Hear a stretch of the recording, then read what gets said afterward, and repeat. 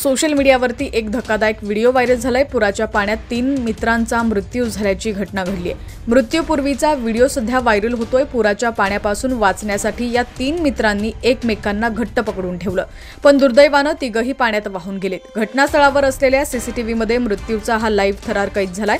मिळालेल्या माहितीनुसार हे तिघही मित्र एका ठिकाणी नदीच्या मधोमध अडकले होते।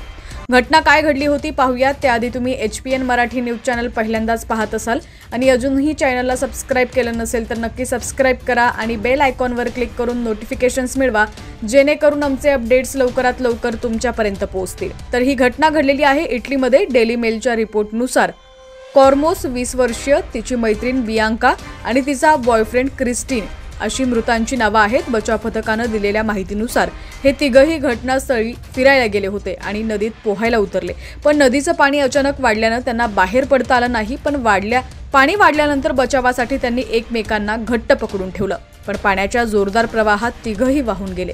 काही अंतरावरच दोघांचे मृतदेह आढळले, तर क्रिस्टीन हा अद्याप सापडलेला नाहीये।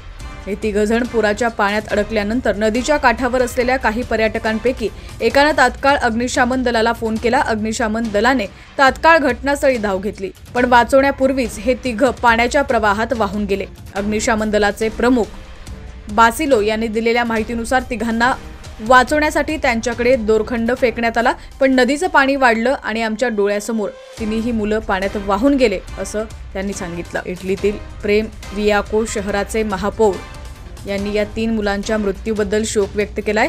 प्रेम रियाको शहरात राहणाऱ्या लोकांना या नदीबद्दल माहिती आहे, त्यामुळे या ठिकाणी फारसं कुणी जात नाही, असं महापौर यांनी सांगितलं। ही 3 मुलं ज्यावेळी नदीत उतरली त्यावेळी नदीच्या पात्रात पाण्याचं प्रमाण कमी होतं, त्यामुळे ही 3 मुलं नदीत आतपर्यंत गेली, पण अचानक नदीत पाण्याचा प्रवाह वाढला आणि या मुलांना बाहेर पडता आलं नाही, अशी माहितीही महापौर मिशेल यांनी दिलेली आहे। दरम्यान सोशल मीडियावरती हा व्हिडिओ व्हायरल झालाय।